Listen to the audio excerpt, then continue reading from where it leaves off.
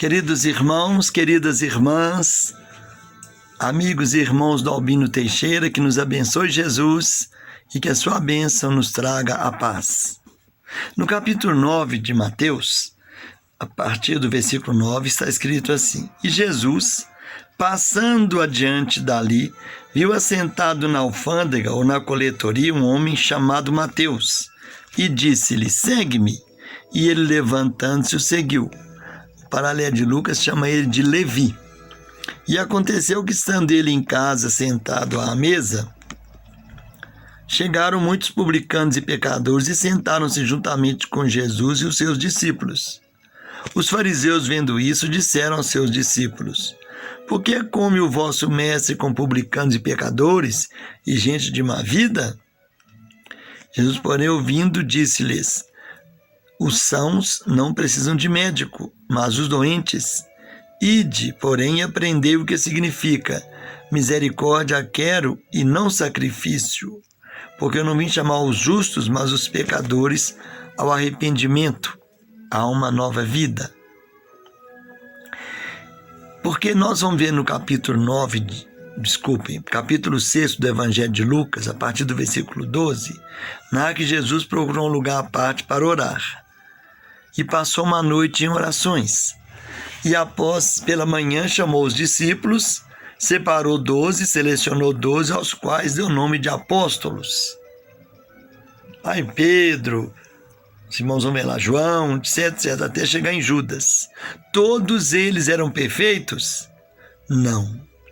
Todos eram saudáveis? Podia ser saudáveis físicos, mas está aqui no capítulo, na pergunta 95 de O Consolador, perguntaram para Emmanuel: em face dos esforços da medicina, como devemos considerar a saúde? Respondeu Emmanuel: para o homem da terra, a saúde pode significar o equilíbrio perfeito dos órgãos materiais. Para o plano espiritual, todavia, a saúde é a perfeita harmonia da alma, para obtenção da qual, muitas vezes, a necessidade da contribuição preciosa das moléstias e deficiências transitórias da terra. Então chamou 12, cada um com o seu problema. Tiago e João, os irmãos, eram nervosinhos, queriam pôr fogo nas cidades que não os recebiam. Queriam proibir as pessoas que pregavam. Podiam ser saudáveis, mas tinha o egoísmo.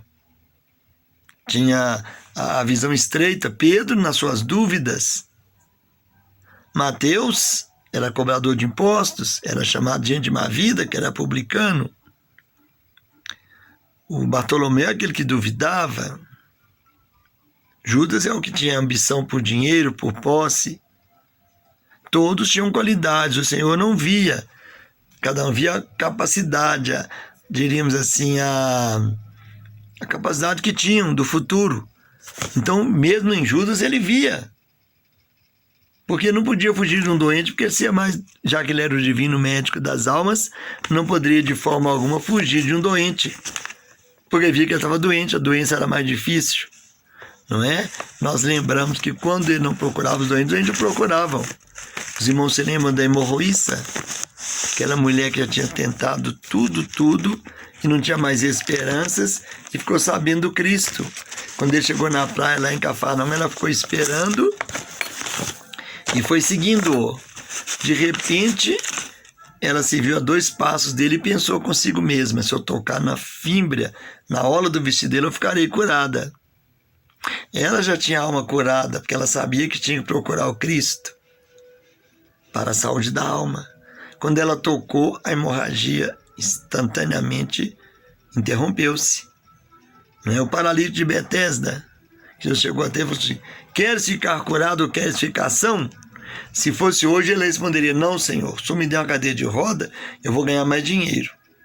Mas ele não falou abertamente ou explicitamente que queria ser curado. Ele falou: Senhor, quando eu entro na piscina onde um anjo envolvia água e o primeiro que entrava ficava curado, quando eu chego lá, alguém já chegou.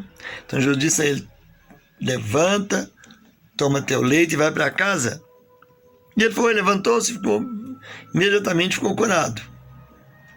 Quando Jesus encontrou no templo, capítulo 5 de João, falou que ele, olha que já estás curado, não peques mais para que não te suceda pior. Quer dizer, curou o corpo, indo ao templo procurar uma religião, estava curando a alma. Se pecar, piora. Se pecar, piora. Nós temos uma mensagem no livro da Esperança, de Emmanuel, quando Emmanuel fala a lição 78, ante o divino médico. Aí cita essa passagem, né? Não são os que gozam de saúde que precisam de médico. Então Emmanuel e Kardec fala assim, Jesus se acercava principalmente dos pobres e dos deserdados, porque são os que mais necessitam de consolações, dos cegos dóceis e de boa fé, porque pedem se lhe dê a vista, e não dos orgulhosos, que julgam possuir toda a luz e de nada precisar. Lá no capítulo 24 do Evangelho segundo o Espiritismo. Então Emmanuel fala, milhões de nós outros, os espíritos encarnados e desencarnados em serviço na Terra, somos almas enfermas de muitos séculos, carregando débitos e inibições contraídos em existências passadas ou adquiridos agora. Proclamamos em palavras sentidas que Jesus é o nosso divino médico, e basta ligeira reflexão para encontrar no Evangelho a coleção de receitas articuladas por ele, com vistas à terapia da alma. Todas as indicações do sublime formulário primam pela segurança e concisão. Nas perturbações do egoísmo, que é a doença da alma, faze aos outros o que desejas que os outros te façam. Nas convulsões da cólera, na paciência possuirás a ti mesmo, quer dizer, na vossa paciência possuireis vossas almas. Nos acessos de revolta, humilha-te e serás exaltado. Na paranoia da vaidade, não entrarás no reino do céu sem a simplicidade de uma criança. Na paralisia de espírito, por falsa virtude, se aspira a ser o maior, ser no mundo o servo de todos. Nos quistos mentais do ódio, ama o teu inimigo, ou os teus inimigos. Nos delírios da ignorância, aprende com a verdade e a verdade te libertará. Nas dores por ofensas recebidas, perdoa 70 vezes 7. Nos desesperos provocados por alheias violências, ora pelos que te perseguem e caluniam. Nas crises da incerteza quanto à direção espiritual, se queres vir após mim, nega a ti mesmo, toma tua cruz e segue-me. Nós, as consciências que nos reconhecemos endividadas, regozijamo-nos com a declaração consoladora do Cristo. Não são os que gozam de saúde que precisam de médico. Sim, somos espíritos enfermos com ficha especificada nos gabinetes de tratamento instalados nas esferas superiores, dos quais instrutores e benfeitores da vida maior nos acompanham e analisam ações e reações. Mas é preciso considerar que o facultativo, mesmo sendo nosso Senhor Jesus Cristo, não pode salvar o doente, nem auxiliá-lo de todo, se o doente persiste em fugir do remédio.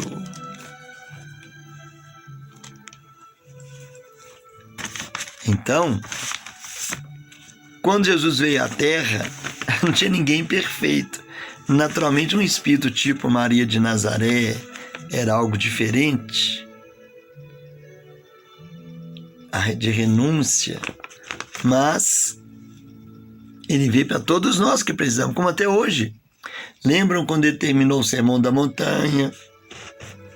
Ele descia, subiu um leproso, todo mundo afastou, que tinha que afastar, o leproso gritava leproso, e o pessoal tinha que se afastar do caminho. Na distância, igual já esse distanciamento que está acontecendo, tinha que acontecer com os leprosos. Aí o leproso virou para ele e falou assim: Senhor, se quiseres, podes limpar-me. A humildade, Senhor, se o Senhor quiser, o Senhor pode me limpar. A ansiedade dele para ser curado, e ele sabia que ele tinha dívida. Na consciência dele, ele sabia que precisava da lepra. Mas como diz assim, se o Senhor quiser, o Senhor me limpa. Como o Senhor me dá uma moratória. Tanto é que a Amélia Rodrigues, sobre esse trecho, mostra que Jesus disse a Pedro, o nosso companheiro leproso, criou muitas dívidas na encarnação passada e veio com a alma marcada para a lepra. O que ele recebeu foi muito mais não foi merecimento, foi mais de compromisso, isto é, deu uma moratória para ele. Podia ter falado com ele também, igual falou com de Betesda. Olha que estás curado, não peques mais. Porque ao curar a alma, naturalmente, ou melhor, ao curar os corpos, limpar as doenças do corpo e as mazelas, dar visão aos cegos, dar movimento aos atrofiados, ele estava reajustando o corpo, mas a alma necessitava de reajuste. Quando ele curou 10 leprosos que o procuraram, de vários caminhos, um voltou, e um era samaritano, que era considerado gente de má vida. No entanto, mas só um voltou? Ele deu aquele toque sutil. Na parábola do bom samaritano, por exemplo, olha a misericórdia dele. Primeiro, antes de chegar lá, João queria que pusesse fogo na aldeia que não os recebeu. Então João falou, não quer que a gente manda vir fogo do céu para queimar eles? Para queimá-los? Eu falou, não, João, não sabeis que espírito sois. Depois chega lá um doutor da lei, Jesus chegou de viagem, tinha que ser recolhido, dado água para lavar os pés, água para beber, não, o doutor da lei já foi de cara para testá-lo. Mestre, o que tem que fazer para herdar a vida eterna? Jesus falou, o que está escrito? Como é que você lê? Aí ele citou a passagem de Levítico e a passagem de Deuteronômio. Amarás o Senhor teu Deus de todo o teu amor, etc, etc, e ao teu próximo como a ti mesmo. Muito bem, faz isso e viverá. João olhando, João estava junto com Jesus.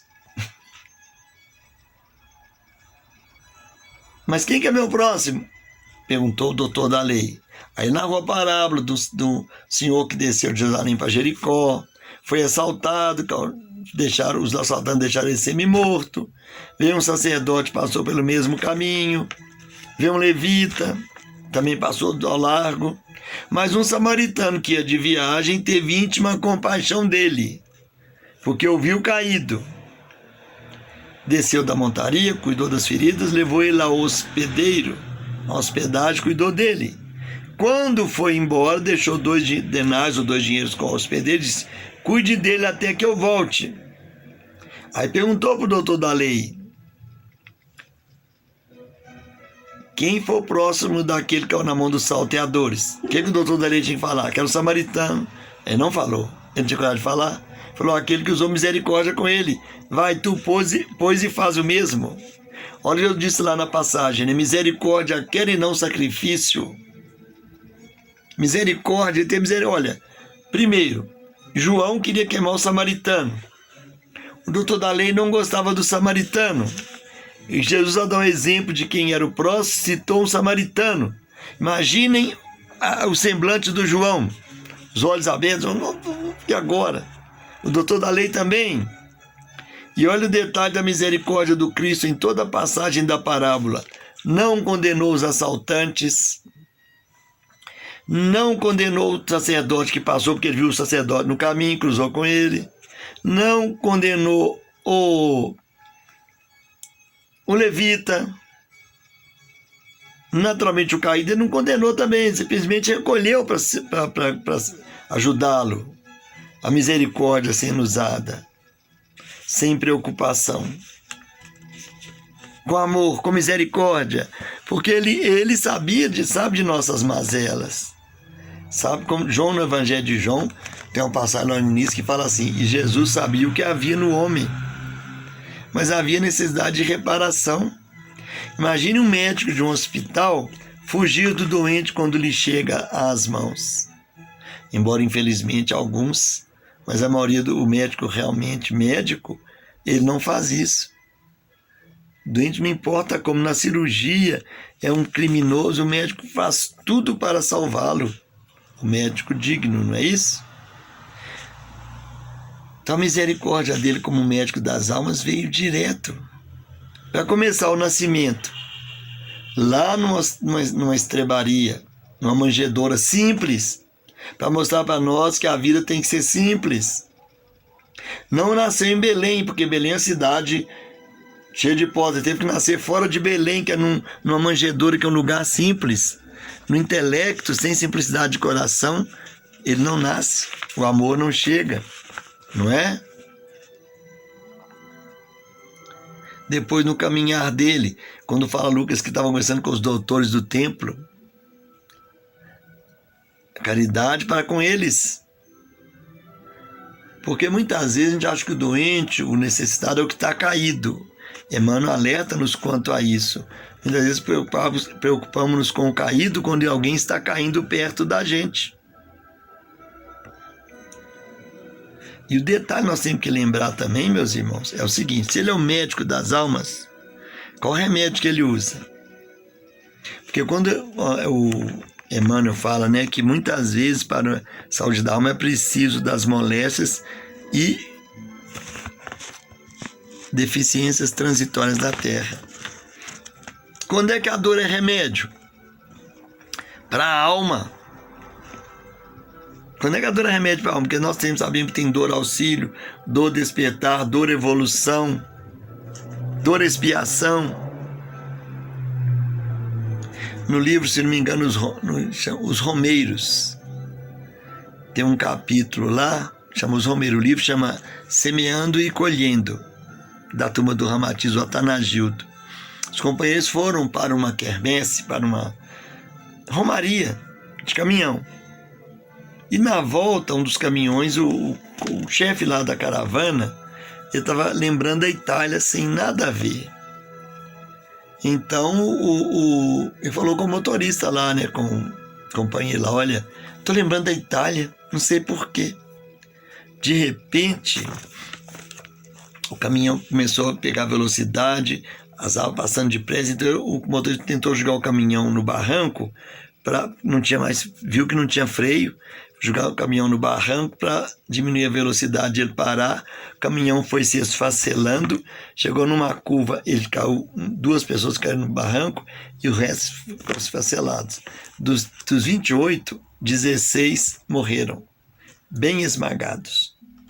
Quando o outro caminhão chegou atrás e viu aquele quadro, deu todo mundo com ataque histérico de ver aquele sangue de gente satisfada. O chefe lá, o motor do caminhão, foi em cima dele, esmagado. O pai e o filho caíram lá embaixo, quebraram-se nas pedras. Plano espiritual. Foi ver a verdade. Chegou o mentor dele, você falou: não está lembrando? Não, ele lembrou. Eram bandoleiros que assaltavam diligências, despojavam seus tripulantes de tudo que tinha e julgava a diligência no precipício. Esfacelavam a diligência e os tripulantes. Pediram resgate coletivo. Foi de uma vez? Aí o mentor fala que a dor não conserta. A dor não salva nem evolui. A dor corrige. Mas o que evolui é o estudo, o trabalho e o amor e a caridade. Isso quando não são dores igual naquele lance que, se não me engano, Hilário Silva que narra, do irmão que estava trabalhando no centro, aplicava paz, a pessoa alegre, trabalhava numa serraderia e perdeu o dedo por um acidente.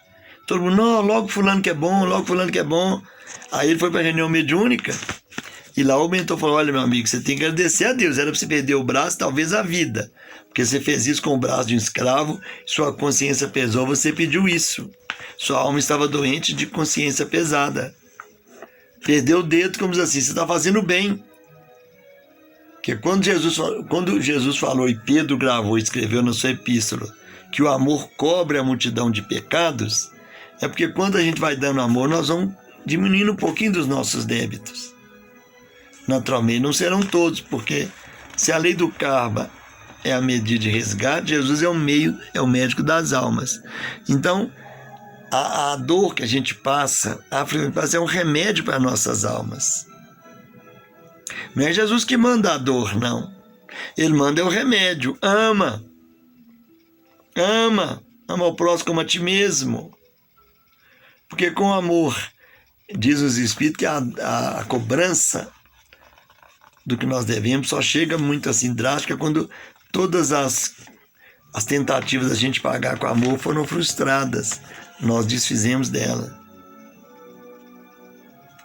Lembra quando o centurião falou: Senhor, meu servo está doente em casa? Depois da transfiguração, que apareceram Moisés e Elias com ele, eles desciam do monte. Chega o pai aflito: Pai, meu mestre, Senhor, tem piedade de meu filho que é lunático. O Espírito joga ele na terra, joga ele na parede, na água. Ele pediu a teus discípulos que os curassem, mas não puderam. Jesus falou: traz aqui o menino. Parece que a única vez que Jesus pergunta alguma coisa foi assim: há quanto tempo isso acontece? Jesus não perguntava quando pediam socorro. Ele dava o socorro. Mas a frase, não peques mais, ele falou com a moça que foi apanhada em adultério. Porque ela tinha que ser levada, ela e o homem levaram só ela. Para esse menino também perguntou: quanto tempo isso acontece? Jesus não estava preocupado. Ele sabia que tinha uma causa das enfermidades, ele queria aliviar. O Evangelho fala que só de tocar nele eram curados. Outro discípulo também que era difícil demais, nós estávamos esquecendo, perdoe-nos, era o João. João era ciumento. Teve uma passagem de João que eu não esqueci de falar. A menina falou que queria queimar a aldeia. Depois ele proibiu alguém de pregar em nome do Cristo. Até no epístola dele, a segunda epístola dele, ele ainda fala já velhinho que as pessoas que não for da doutrina, nem cumprimenta eles. No entanto, Jesus teve paciência com todos eles o tempo todo que esteve. Eram almas que, se melhoradas, tinham potencial de ajudar o mundo a modificar. Às vezes alguém socorrido, doente hoje, é um benfeitor amanhã, doente do corpo ou da alma. Quantos médios já começam com obsessão? São obsidiados porque são médios, devedores, então os espíritos, como diz os irmãos, montam neles, só que para corrigenda. Quando Jesus disse lá no Sermão da Montanha: bem-aventurados quem tem fome e sede de justiça, porque serão saciados, a Amélia Rodrigues fala que muito crime, muito ato obscuro é feito sem que a justiça aconteça, sem que ninguém saiba, mas a consciência que fez pede um resgate. Diz Chico Xavier que toda dor é um resgate, é um remédio para curar nossas almas. Então, se a gente está sofrendo muito é porque nossa doença é grave, nós erramos muito. E se o Evangelho fala, né, tem que pedir para curar o corpo, mas curar primeiro a alma, porque a alma doente adoece o corpo. A pessoa que odeia tem muita chance de ter câncer sem que estivesse no seu karma, porque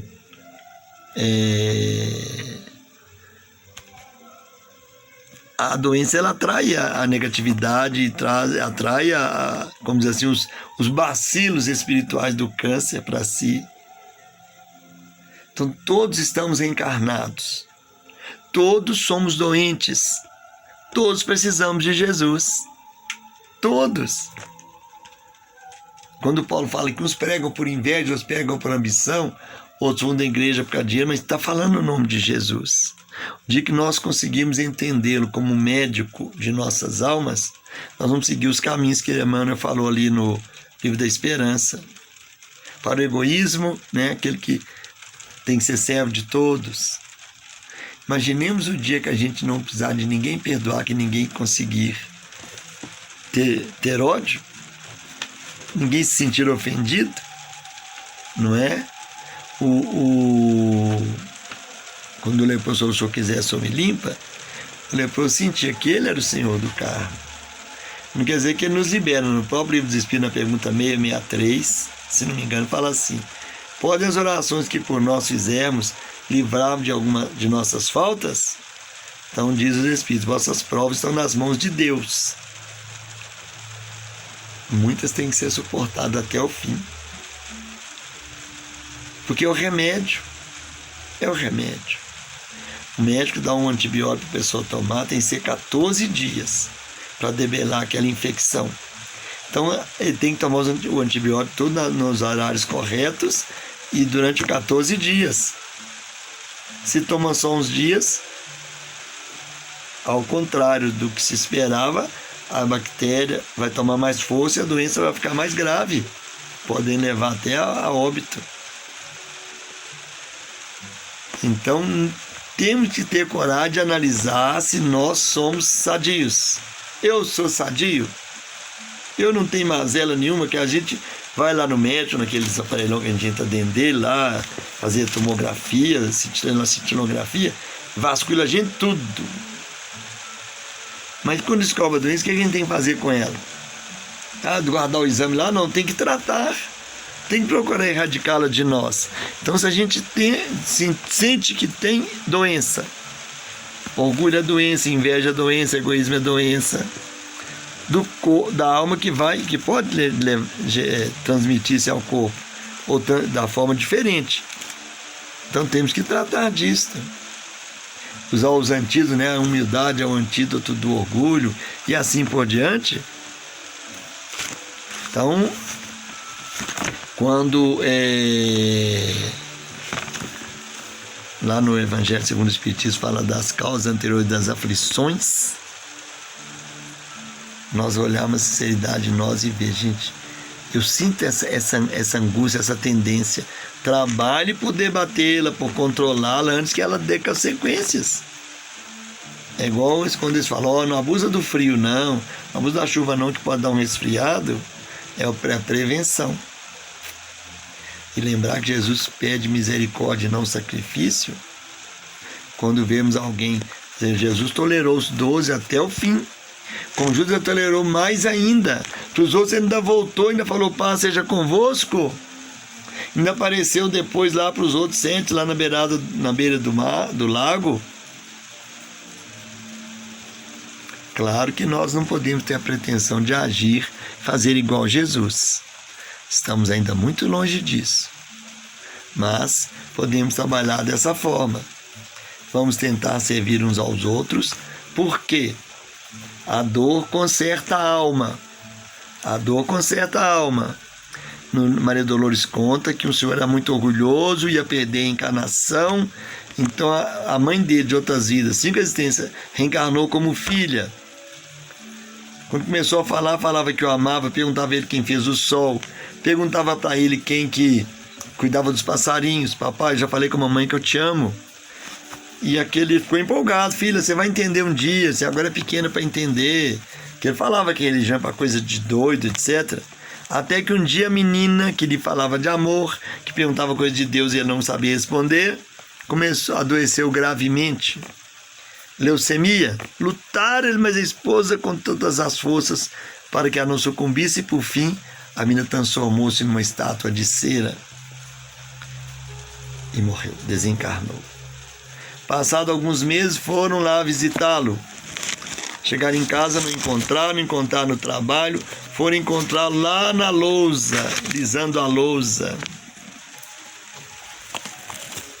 lá do túmulo da menina, falando com ela que a Marte tem certeza que a morte não existe. Estás aqui comigo como estás no além, nos sonhos meus. A saudade de ti, minha filha, me trouxe a luz de Deus. Começou a curar a alma. A dor, ela é mensageira. Então Jesus nos convida a evitar a dor, ou minimizá-la, ou diminuí-la. Lembrar que ele disse, após falar que o sol não precisa de médico, ele fala, misericórdia eu quero, e não sacrifício. Que perdoe algumas falhas e que Jesus nos abençoe, para que tenhamos uma saúde emocional, espiritual e física, que é muito bom. Que Jesus nos dê a paz. Como diz Amor Ruiz aqui, a gente toque numa hora do Evangelho, nós seremos curados. Muita paz, a paz de Jesus.